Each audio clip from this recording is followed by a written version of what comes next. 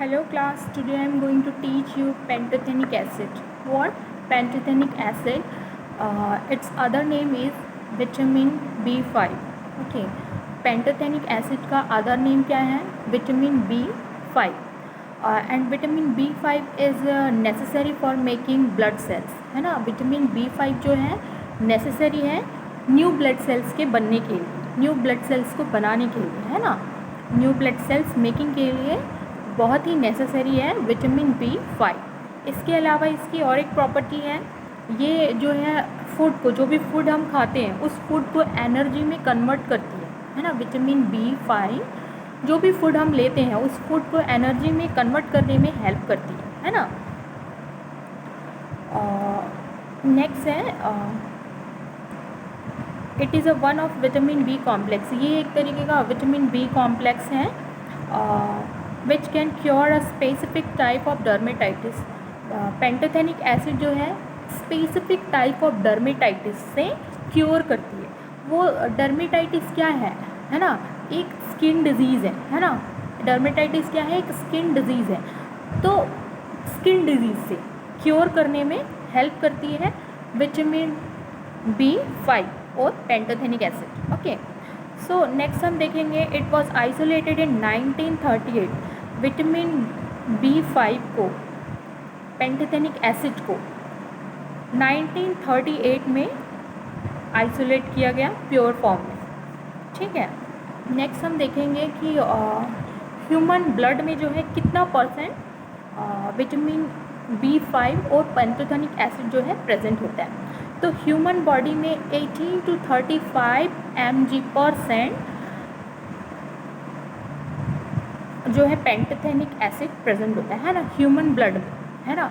Human body में, human blood में pantothenic acid कितना परसेंट प्रेजेंट होता है, तो वो है 18 to 35 mg/cent जो है पेंटोथेनिक एसिड ह्यूमन ब्लड में प्रेजेंट होता है. ठीक है, नेक्स्ट हम देखेंगे daily requirement of pantothenic acid. Pantothenic acid की डेली रिक्वायरमेंट कितनी होनी चाहिए किस किस एज ग्रुप में, ये हम देखेंगे. तो फर्स्ट है इन्फेंट, है ना. इन्फेंट को जो है 1.5 to 2.5 mg/day रिक्वायरमेंट होगी.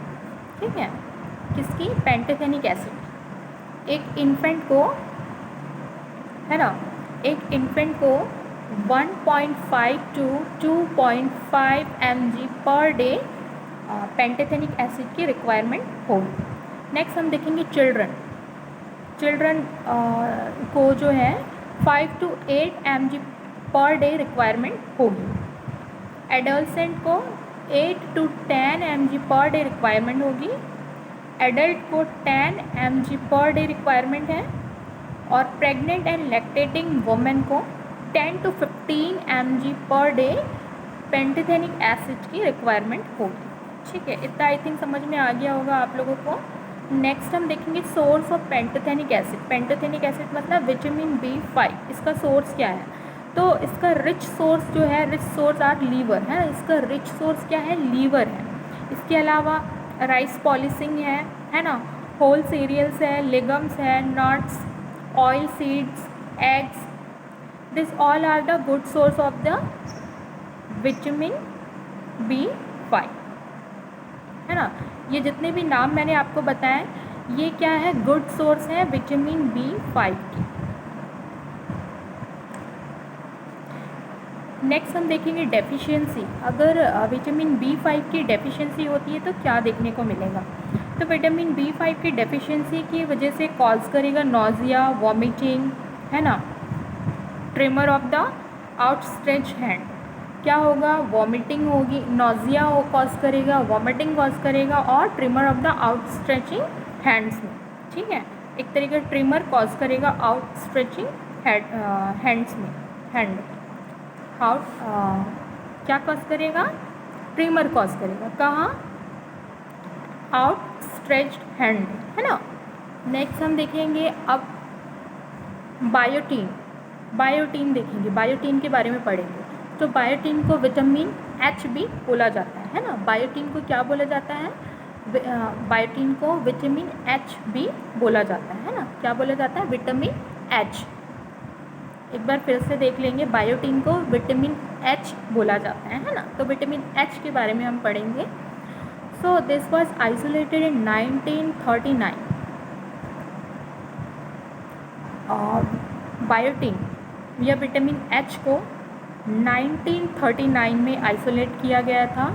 इट्स सॉल्युबल इन वाटर, ये जो कोल्ड वाटर होता है ना उसमें ये सॉल्युबल होता है। बायोटीन कोल्ड वाटर में सॉल्युबल होता है and freely soluble in hot water, और हॉट वाटर में ये फ्रीली सॉल्युबल होता है ना। कोल्ड वाटर में नॉर्मली ये सॉल्युबल होता है, लेकिन जो हॉट वाटर है उसमें ये फ्रीली सॉल्युबल होता है, बहुत ही तेज़ी से मिक्स हो जाता है हॉट वाटर में, है ना। नेक्स्ट यहाँ पे बोल रहे हैं this is synthesized in the intestinal tract. ये कहाँ सिंथेसाइज होता है, इंटेस्टाइनल ट्रैक्ट, है ना। Vitamin H is synthesized in the intestinal tract, ये इंटेस्टाइनल ट्रैक्ट में सिंथेसाइज होता है, ठीक है। नेक्स्ट हम देखेंगे डेली रिक्वायरमेंट क्या है विटामिन एच की। तो डेली रिक्वायरमेंट होगी 50 to 60 mg फॉर एडल्ट। एक एडल्ट को daily 50 to 60 mg vitamin H की रिक्वायरमेंट होती है daily.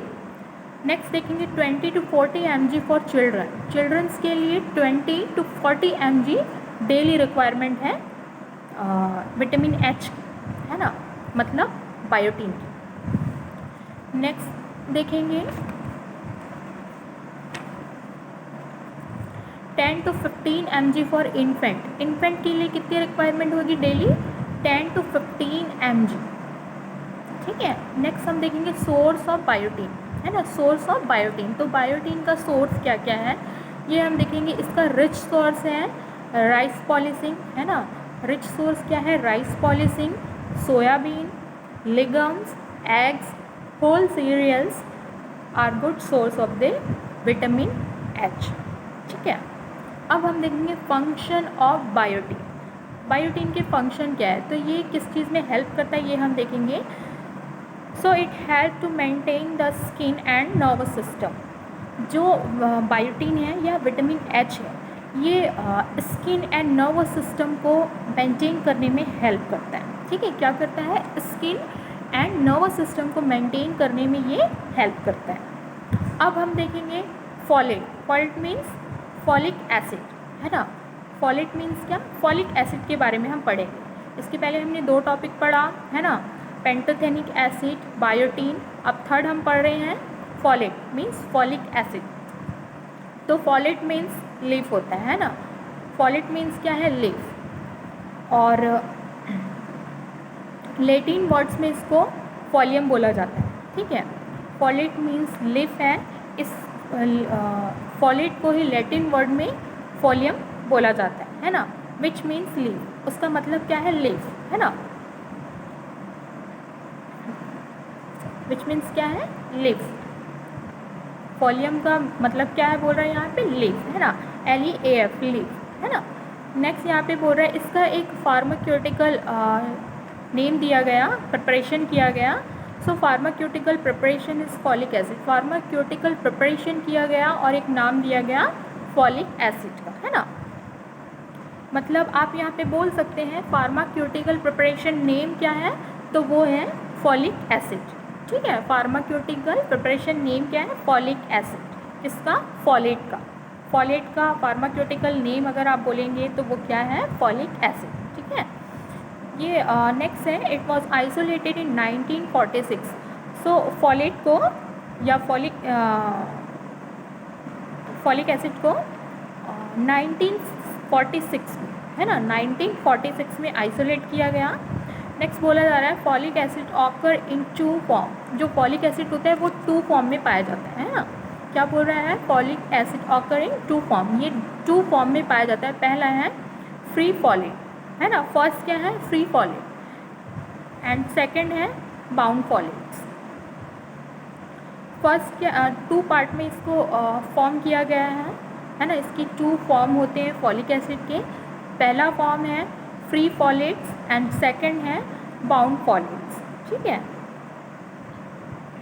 It is rapidly absorb from small intestine.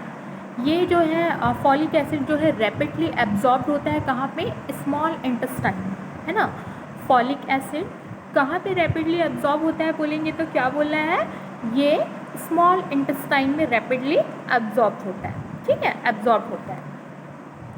अब हम देखेंगे डेली रिक्वायरमेंट, है ना, हमारी ह्यूमन बॉडी को डेली कितनी रिक्वायरमेंट होती है फॉलिक एसिड की, तो वो है, सबसे पहले हम देखेंगे एडल्ट में। एडल्ट में 100 mg per day folic acid की रिक्वायरमेंट होगी। फिर से सुन ले, एडल्ट में 100 mg per day folic acid की रिक्वायरमेंट होगी। प्रेगनेंसी की कंडीशन में 300 mg पर डे, चिल्ड्रंस को 100 mg per day, lactation women को 150 mg पर डे रिक्वायरमेंट है फॉलिक एसिड की।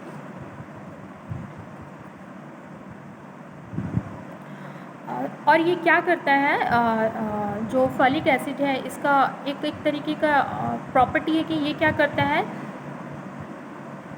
इसकी रिक्वायरमेंट क्यों होती है ना, फॉलिक एसिड की रिक्वायरमेंट क्यों होती है, तो वो हम देखेंगे। Requirement are increase in the age of rapid growth. ये क्या करता है, रैपिड ग्रोथ में, रैपिड ग्रोथ को क्या करता है,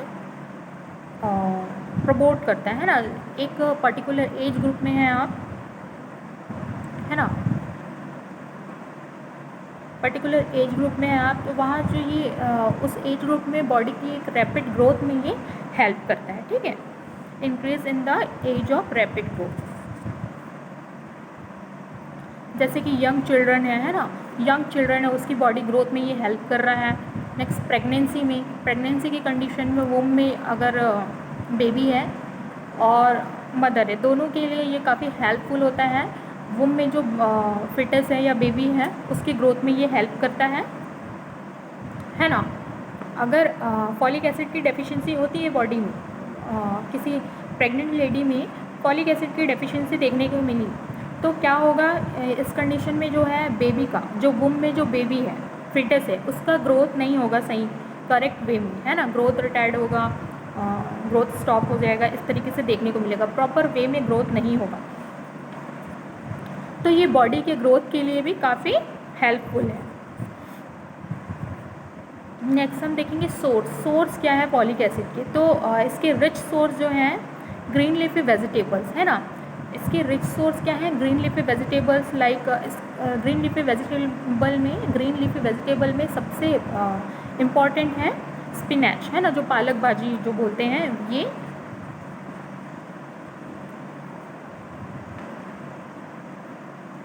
इसमें पाया जाता है। बहुत सारी ग्रीन लीफी वेजिटेबल्स में फॉलिक एसिड पाया जाता है।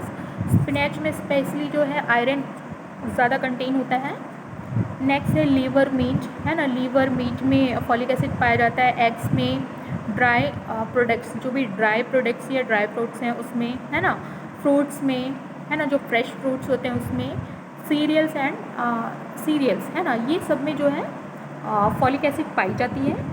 And this all are the good source of vitamin, folic acid, है ना।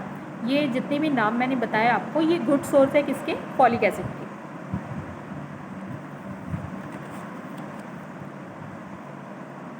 अब हम देखेंगे कि किस किस फूड में जो है कितना फॉलिक एसिड कंटेन होता है ना, कौन कौन से फूड में कितना फॉलिक एसिड कंटेन होता है।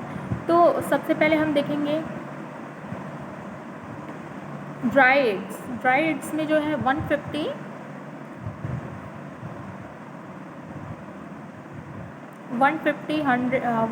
ग्राम जो है 150 म्यूजी 100 ग्राम में प्रेजेंट होता है, ठीक है। 100 ग्राम ड्राई एग्स में 150 म्यूजी फॉलिक एसिड प्रेजेंट होता है, ठीक है। बार बार उस चीज़ को रिपीट नहीं करूँगी कि क्या प्रेजेंट होता है, एक बार मैंने बोल दिया हम किसके बारे में बात कर रहे हैं, फॉलिक एसिड के बारे में, है ना। तो बार बार इस चीज़ को मैं रिपीट नहीं करूँगी कि इसमें इतना फॉलिक एसिड प्रेजेंट है, बस मैं अमाउंट बता दूँगी, आप समझ जाना कि किसके बारे में हम बात कर रहे हैं, है ना। बार बार रिपीट करूँगी, टाइम वेस्ट है। नेक्स्ट एग में, है ना, एग में जो है 80 म्यूजी 100 ग्राम एग में, 100 ग्राम एग में 80 म्यूजी फॉलिक एसिड प्रेजेंट होता है, है ना। नेक्स्ट लीवर, लीवर में 62, 65 है ना। करी लीव में 23, स्पिनैच में 51, लेडी फिंगर में 25, क्लस्टर बीन्स में 50, काउपी में 69, बंगाल ग्राम में 34, ओट मेल में 32, बाजरा में 15, वीट में 14।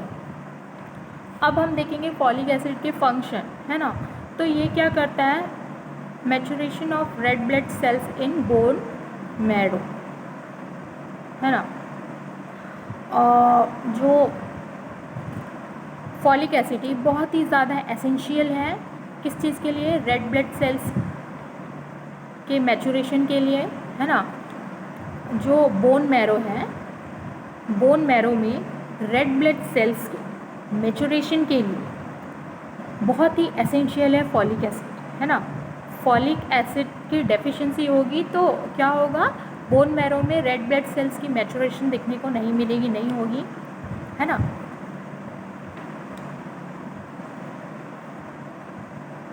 मतलब आप बोल सकते हैं बोन मैरो में रेड ब्लड सेल्स के, एक मैच्योर रेड ब्लड सेल्स की प्रोडक्शन में काफ़ी एसेंशियल है फॉलिक एसिड्स, ठीक है।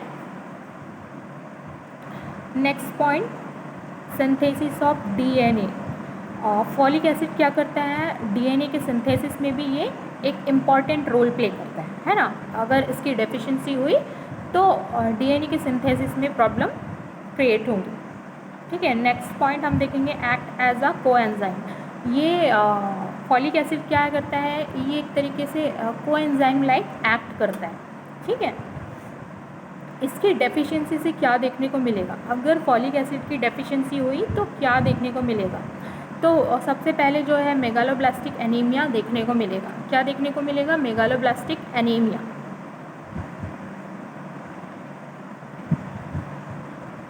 तो मेगालोब्लास्टिक एनीमिया क्या है, इसमें क्या होता है, तो इसमें जो है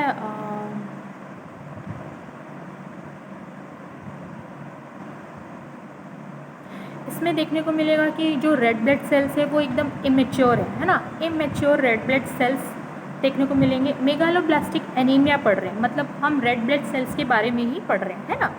तो ये भी एक तरीके के एनीमिया है। इसमें क्या होता है, रेड ब्लड सेल्स की जो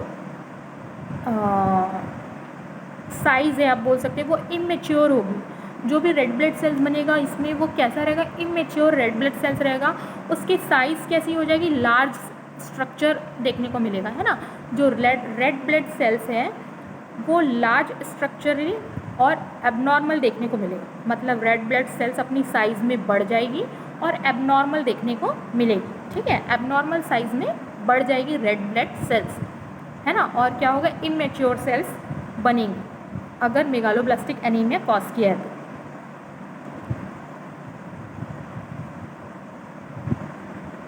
है ना।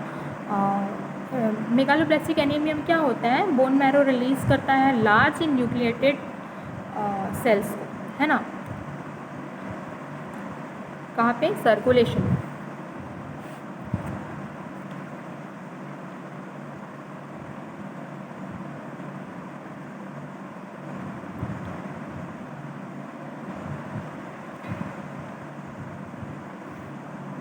नेक्स्ट हम देखेंगे इसमें, अगर मेगालोब्लास्टिक एनीमिया हुआ है ना, मेगालोब्लास्टिक एनीमिया हुआ है तो ये इसमें देखने को मिलेगा कि वीकनेस होगी बॉडी में, है ना। वीकनेस होगी, वेट लॉस हो गया, है ना।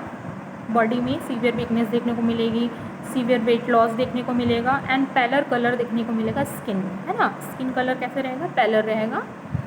और हीमोग्लोबिन लेवल जो है फॉल होता जाएगा, है ना। जो हीमोग्लोबिन लेवल है, जो नॉर्मल लेवल है वो फॉल होकर के कितना आ जाएगा, 2 to 4 ग्राम फॉल हो जाएगा, है ना।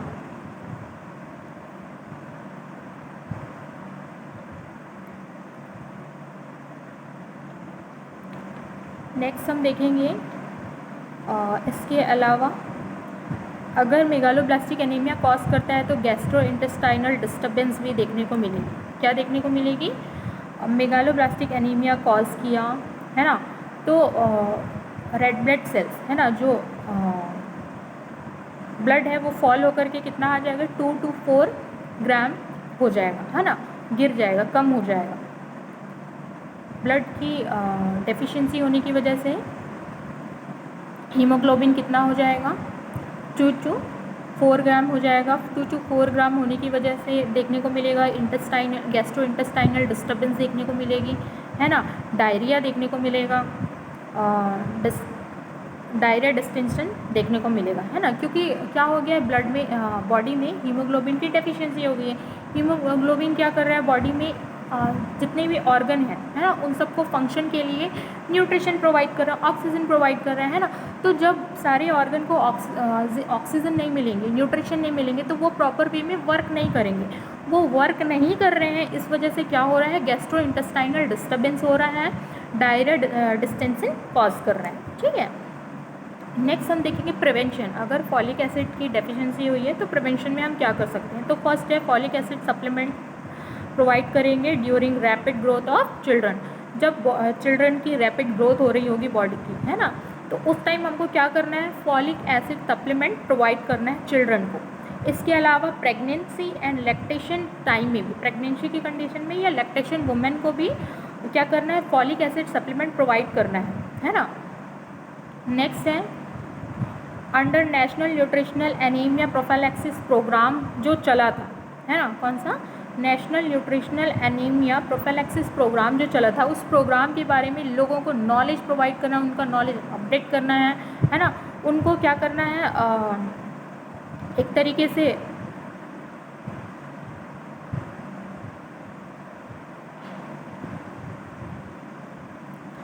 नॉलेज प्रोवाइड करना है कि ये जो प्रोग्राम है, इस प्रोग्राम में किस किस तरीके के बेनिफिट होते हैं, इस प्रोग्राम में हम किन किन लोगों को इन्वॉल्व कर सकते हैं इसके बेनिफिट के लिए। तो जो एडोलसेंट गर्ल है ना, एडोलसेंट गर्ल जो होती हैं, है ना, एडोलसेंट गर्ल को हम इसमें, मतलब जिसको हिंदी में किशोर बालिका बोला जाता है ना, एडोलसेंट गर्ल को इसमें हम इन्वॉल्व करेंगे, इसकी बेनिफिट प्रोवाइड करेंगे। प्रेग्नेंट एंड लैक्टेटिंग वुमेन को, प्रेग्नेंट एंड लैक्टेटिंग वुमेन को भी इस national nutritional anaemia prophylaxis programme का बेनिफिट प्रोवाइड करेंगे। ठीक है, तो आज के लिए इतना काफ़ी I think.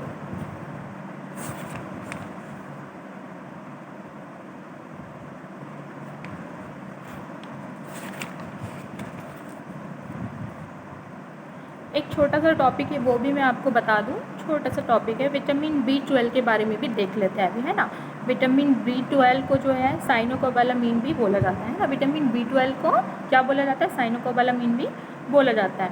So cyanocobalamin, this vitamin was discovered in 1948। इस विटामिन को जो है 1948 में डिस्कवर किया गया। किस विटामिन को, विटामिन B12 को 1948 में डिस्कवर किया गया। Is a complex organo metallic compound. ये एक कॉम्प्लेक्स ऑर्गेनो मेटेलिक कंपाउंड है। जो विटामिन B12 है वो क्या है, एक कॉम्प्लेक्स ऑर्गेनो मेटेलिक कंपाउंड है ना। यहाँ पे अगर हम देखें इसका एब्जॉर्प्शन एंड स्टोरेज कहाँ होता है, तो विटामिन B12 का एब्जॉर्प्शन जो है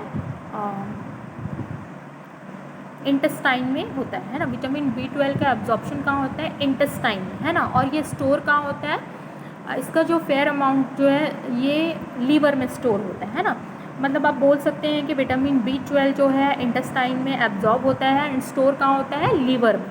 ठीक है, डेली रिक्वायरमेंट कितनी होगी विटामिन B12 की, तो डेली रिक्वायरमेंट हम देखेंगे अलग अलग एज ग्रुप में। इन्फेंट एंड चिल्ड्रन में 0.2 माइक्रोग्राम पर डे। ठीक है,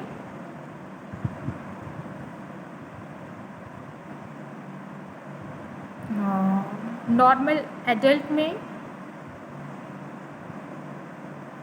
1.0 mcg पर डे। ठीक है, माइक्रोग्राम, है ना। प्रेगनेंसी में 1.5 mcg पर डे और लैक्टेशन में 1.5 microgram per day vitamin B12 की रिक्वायरमेंट होती है। ठीक है, नेक्स्ट हम देखेंगे सोर्स ऑफ विटामिन B12। इसके सोर्स क्या क्या हैं? तो इसके रिच सोर्स जो हैं वो मैं आपको बता दूं क्या क्या हैं। Liver, meat, fish, egg, whole milk powder, skim milk powder and milk fresh, ये सारे रिच सोर्स है विटामिन B12 के। कितने कितने अमाउंट में ये जो है इसमें B12 प्रेजेंट होता है ये हम देखेंगे। तो जो भी मैं लीवर कंटेन बताऊंगी या मीट, फिश जो भी बताऊंगी वो 100 ग्राम का कंटेन हम लेंगे, है ना। जो भी प्रोडक्ट हम लेंगे वो, जैसे लीवर लिया हमने, 100 ग्राम के लीवर में कितना विटामिन B12 प्रेजेंट होता है, फिश में, मीट में 100 ग्राम के लीवर या फिश में या मीट में कितना विटामिन B12 प्रेजेंट होता है ये मैं आपको बताऊंगी। तो 100 ग्राम के लीवर में 120 to 130 माइक्रोग्राम पर 100 ग्राम विटामिन B12 प्रेजेंट होता है। मीट में 15 to 30, फिश में 23, एग्स में 11, होल मिल्क पाउडर में 2.5, स्किम मिल्क पाउडर में 3.2, मिल्क फ्रेश में 0.5 माइक्रोग्राम पर 100 ग्राम विटामिन B12 प्रेजेंट होता है। ठीक है, अब इसके फंक्शन देखेंगे हम कि विटामिन B12 का क्या क्या स्पेसिफिक फंक्शन है। तो ये जो है it promote the maturation of red blood cells, red blood cells के मैचुरेशन को प्रमोट करता है विटामिन B12, है ना। नेक्स्ट बोल रहे हैं it is involve in the formation of white blood cells and platelets. Vitamin B12 जो है वाइट ब्लड सेल्स, है ना, white blood cells and platelet के फॉर्मेशन में भी एक इम्पॉर्टेंट रोल प्ले करता है, इन्वॉल्वमेंट देता है। ठीक है, ये एज अ कोएंजाइम एक्ट करता है और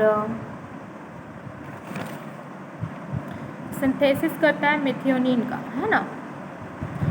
एज अ कोएंजाइम एक्ट करता है और मेथियोनिन का सिंथेसिस करता है। ठीक है, और क्या करता है ये DNA का सिंथेसिस करता है ना। फॉलिक एसिड जो है क्या करता है DNA के सिंथेसिस में भी हेल्प करता है। किस चीज़ में हेल्प करता है? DNA के सिंथेसिस में हेल्प करता है। इसकी डेफिशिएंसी हुई तो क्या देखने को मिलेगा? परनीसियस एनीमिया देखने को मिलेगा, है ना। अगर विटामिन B12 की डेफिशिएंसी हुई तो परनीसियस एनीमिया देखने को मिलेगा। ट्रीटमेंट में हम क्या कर सकते हैं? इंजेक्शन प्रोवाइड करेंगे विटामिन B12 का। इंजेक्शन फॉर्म में हम विटामिन B12 प्रोवाइड कर सकते हैं। ओरल डोज भी प्रोवाइड कर सकते हैं हम विटामिन B12 का। ठीक है, आई थिंक इतना आप लोगों को समझ में आ गया होगा। बाकी क्लास में नेक्स्ट डे दूँगी।